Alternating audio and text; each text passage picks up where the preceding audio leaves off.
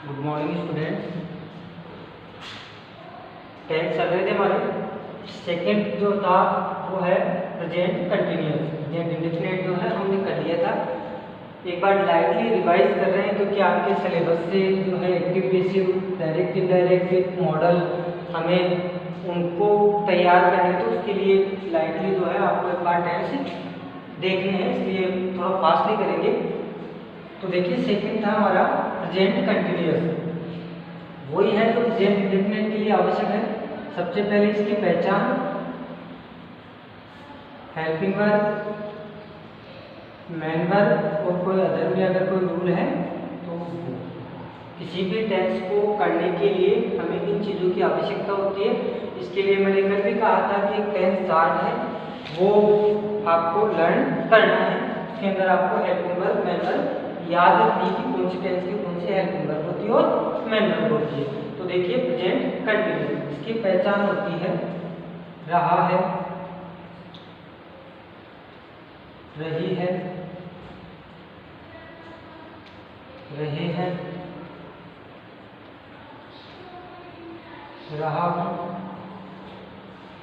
रही हूँ आदि। यानी कि हिंदी वाक्य के लास्ट में आपको अगर ये दिखता है रहा है, रही है, रहे हैं, रहा हूँ, रही हूँ, इस प्रकार के वर्ड अगर आपको हिंदी सेंटेंस के लास्ट में दिखते हैं तो वो हो जाएगा आपके प्रेजेंट कंटिन्यूअस। हेल्पिंग वर्ब देखिए इसकी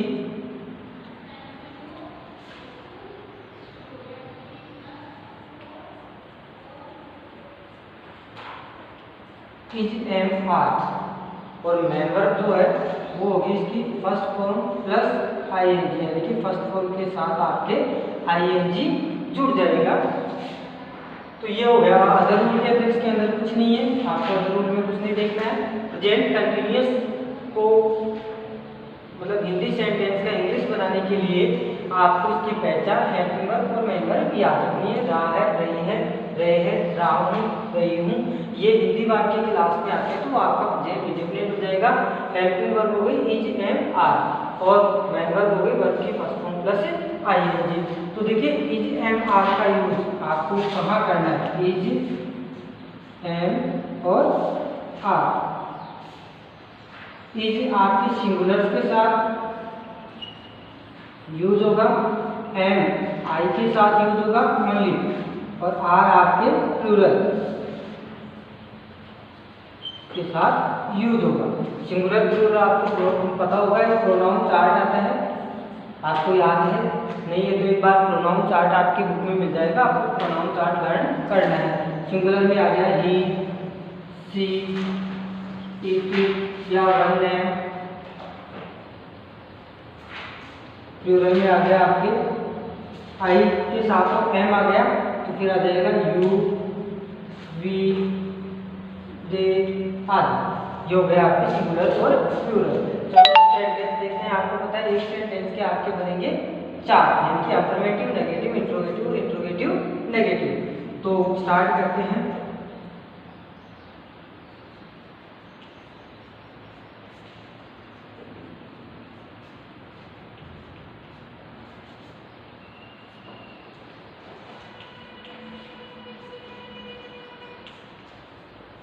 रमेश नदी में तैर रहा है।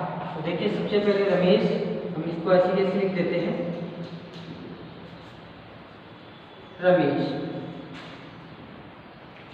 अब इसके साथ हम ऐड करेंगे हेल्पिंग वर्ब। तो रमेश क्या है, सिंगुलर है, वन नेम है और वन नेम के साथ आपके इज का यूज होगा, रमेश इज। अब उसका कार्य क्या है, कर क्या रहा है, तैर रहा है, swim.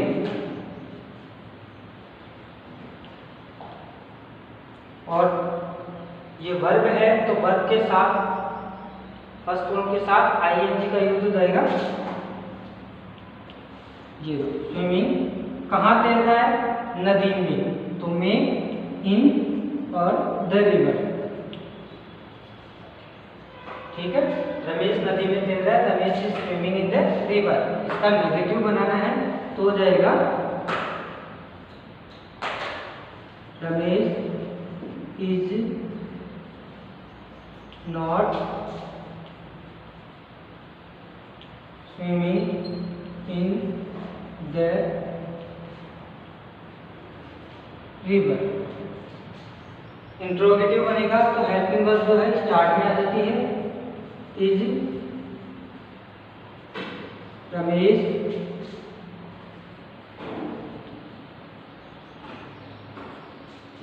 Swimming in the river. ठीक है। और अगर इसका इंट्रोगेटिव नेगेटिव बनाना है तो हो जाएगा is Ramesh not swimming in the river.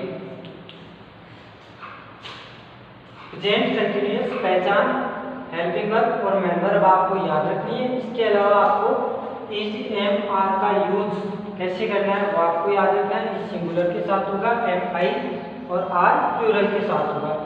अब उसके बाद में क्या होता है, जो सेंटेंस बनते हैं प्रत्येक टेंस के वो आपके फोर होंगे। जैसे प्रेजेंट कंटिन्यूअस हो गया तो उसका एक अफर्मेटिव हो गया, फिर नेगेटिव हो गया, इंट्रोगेटिव हो गया और इंट्रोगेटिव नेगेटिव हो गया आपके। ठीक है। तो इस तरह से आपको क्या करना है, कुछ सेंटेंस लेने हैं और उनको बनाने हैं।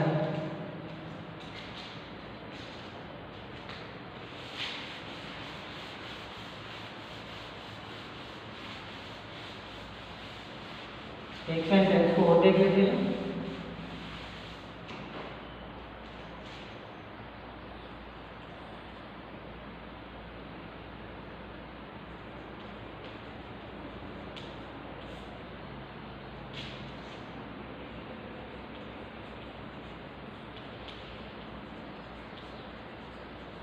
वे उदयपुर से आ रहे हैं। दे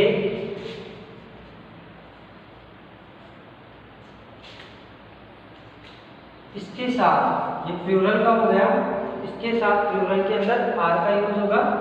दे आर